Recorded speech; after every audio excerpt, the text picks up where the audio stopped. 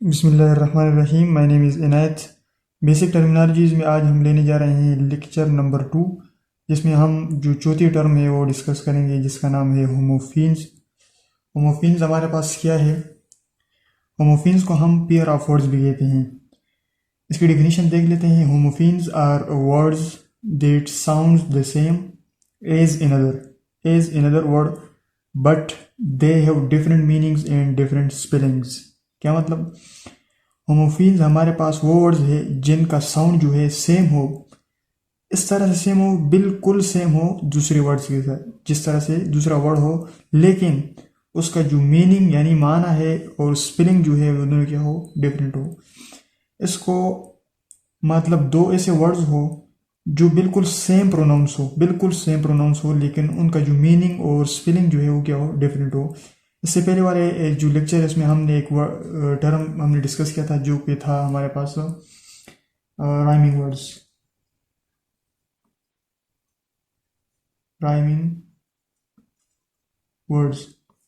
Words और होमोफिन्स में क्या फ़र्क है? राइमिंग वर्ड्स में हमने जो वर्ड्स वो वर्ड्स थे जिसमें जो वावल साउंड या जो दो वर्ड्स होते थे उनमें बिगिनिंग में या एंड में साउंड सेम होता था, लेकिन होमोफिन्स में क्या है, दोनों जो वर्ड्स है वो बिल्कुल सेम प्रोनाउंस हो गए, बिल्कुल एक जैसे प्रोनाउंस हो गए। फॉर एग्जांपल यहाँ देखिए आप, यहाँ पर दो वर्ड्स है अलाउड एंड अलाउड।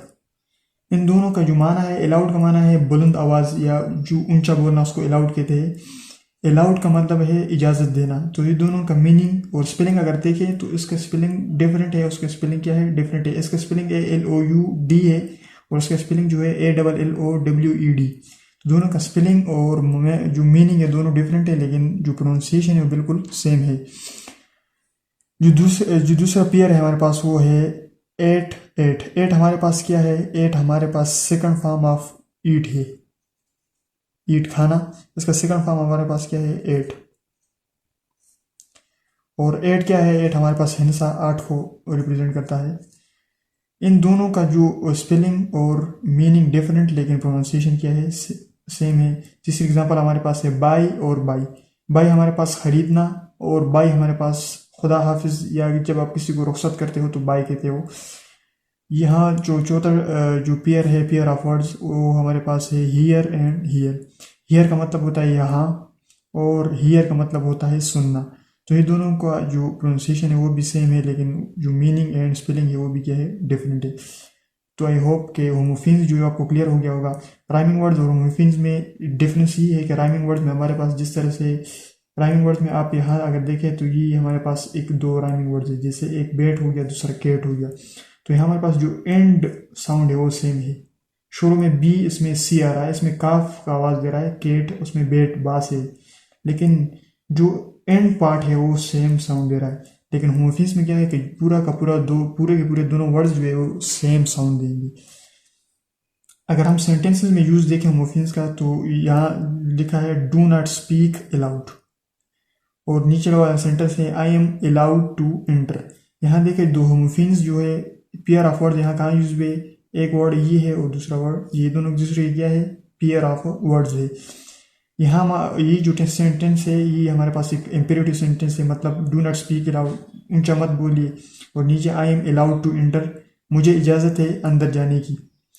इन दोनों का जो मीनिंग है यहाँ दोनों वर्ड्स का वो भी डिफरेंट है, और लेकिन क्या सेम है? सेम हमारे पास जो है वो क्या है? प्रोनाउंसिएशन। इसके साथ साथ हमारे पास पांचवी टर्मिनोलॉजी हमारे पास है एनाग्राम। एनाग्राम हमारे पास क्या है? Anagram is a word that is made by rearranging the letters of another words. Anagram हमारे पास वो वर्ड होगा जिसको हम किसी दूसरी वर्ड के जो लेटर्स है उनको हम रीअरेंज करके उसको बनाएं। फॉर एग्जांपल यहाँ पर कार है, तो कार हमारे पास क्या है? एक वर्ड है। क्या है? एक वर्ड है। इसका एनाग्राम क्या होगा? इसका एनाग्राम हमारे पास आर्क।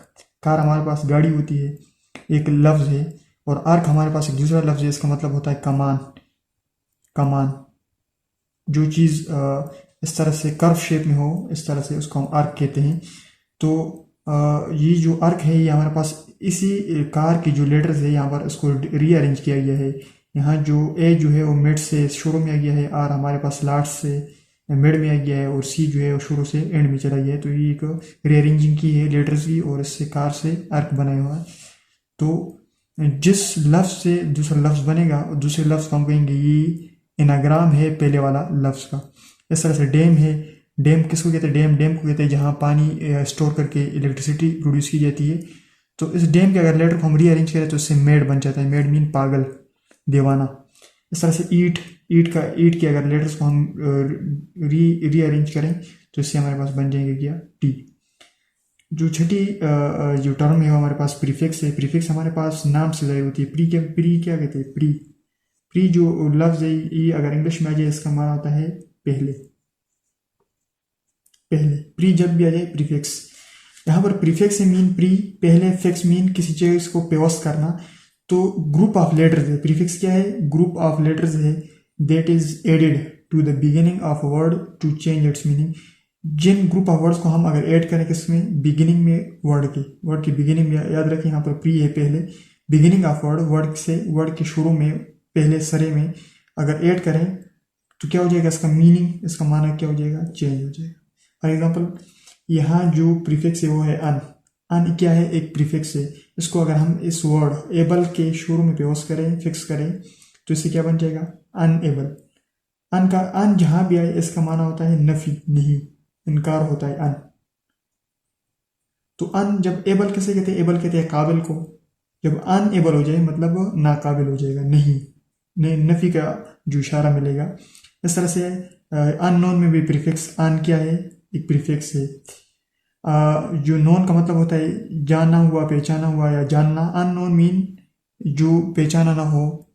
तो इस तरह से जो अन है ये एक प्रीफिक्स है। जब किसी वर्ड के शुरू में लग जाए तो उसका क्या हो जाएगा? उसका मीनिंग क्या हो जाएगा? चेंज हो जाएगा। इस तरह से हमारे पास री भी क्या है? एक प्रीफिक्स है। री को अगर हम यहाँ पर सेट के स्टार्ट में लगाएं तो क्या मतलब? रिसेट, दोबारा सेट करना। सेट मीन किसी चीज को फिक्स करना, किसी चीज को फंक्शनल करना। जब रिसेट वर्ड जाए तो यहाँ री लग जाए शुरू में तो उसका मतलब होता है दोबारा सेट करना। रिफ्रेश, फ्रेश कैसे कहते हैं? ताज़ा करना। रिफ्रेश, दोबारा ताज़ा करना। जिस तरह से हम अपने पीसी को या अपने लैपटॉप को रिफ्रेश करते हैं तो उसको हम दोबारा रिफ्रेश करते हैं, मतलब दोबारा ताज़ा करते हैं। इस तरह से और भी कॉमनली जो प्रीफिक्सेस है उसमें एक डिस है, मतलब डिसअपियर, डिसअरेंज। इस तरह से एम है, इम्पॉसिबल, इम्प्रॉपर। इस तरह से मिस जो है, मिस भी प्रीफिक्स है जो कि हमारे पास इसके एग्जांपल में हम अगर देखें मिस भी है वो, मिसअंडरस्टैंड। इस तरह से हमारे पास प्री है। प्री हमारे पास प्रिपेयर, प्रिपरेशन। तो बहुत सारे इस तरह इसके भी क्या होते हैं? प्रिकॉशंस। ये हमारे पास बहुत सारे प्रीफिक्सेस जो है ये कॉमनली प्रीफिक्सेस है जो कि बहुत सारे वर्ड्स के साथ लगते हैं और जो कि उसका क्या करता है? ये प्रीफिक्स उसके साथ लग के उसका मीनिंग चेंज कर देते हैं।